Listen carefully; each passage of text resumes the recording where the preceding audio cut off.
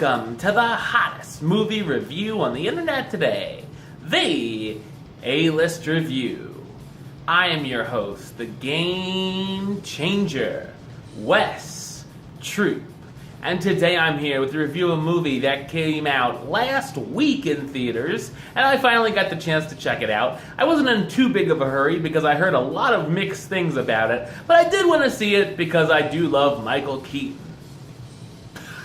Anyway, on with the show, ladies and gentlemen. Let's see what I thought. My review of the 2017 action thriller, American Assassin, coming up now.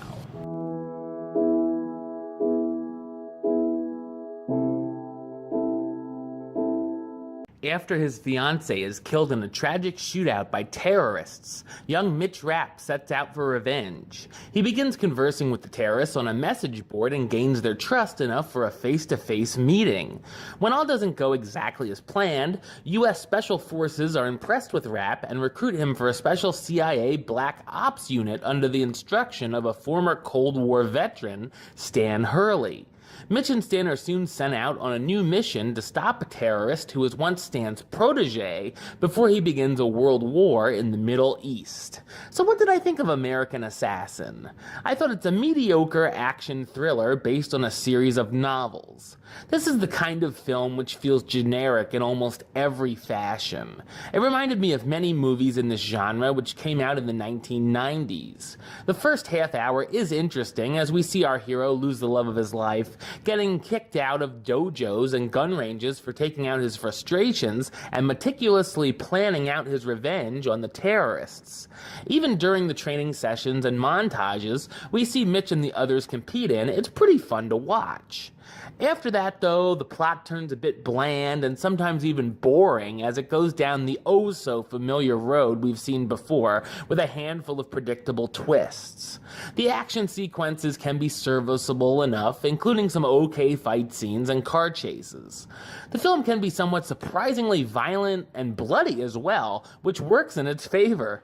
There's also a torture scene which is a highlight as the recipient almost revels in the punishment. The film also gives us a pretty dumb finale as well. I felt like while the beginning is certainly dark and needed to have a certain tone, the second half of American Assassin takes itself a bit too seriously.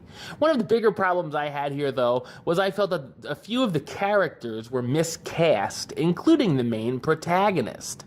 I just didn't buy Dylan O'Brien to be believable enough in the role and couldn't get excited about the character.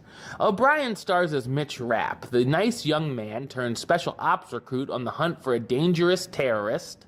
Michael Keaton, my favorite part of the film hands down, as Stan Hurley, the Cold War secret ops legend who trains Mitch and the other recruits. Sanaa Lathan as Irene Kennedy, the CIA deputy director who believes in Mitch and is Stan's boss. Shiva Nigar as Anika, a Turkish agent who teams up with Stan and Mitch, and Taylor Kitsch as Ghost, Stan's former protege turned terrorist. American Assassin has a few fine moments and ideas, mostly in its first half, but ultimately plays out as a dry and forgettable experience. I'm gonna give it the rating of meh. It's okay. Alright, well that's the show. I'll be back with another review very soon. But until then, don't forget to subscribe right here on YouTube. youtube.com/westside515. Like the show on Facebook, facebook.com/WesTrueBaylist. And of course, you can follow me on the Twitter and the Instagram @WesAList. Until next time, Troop out.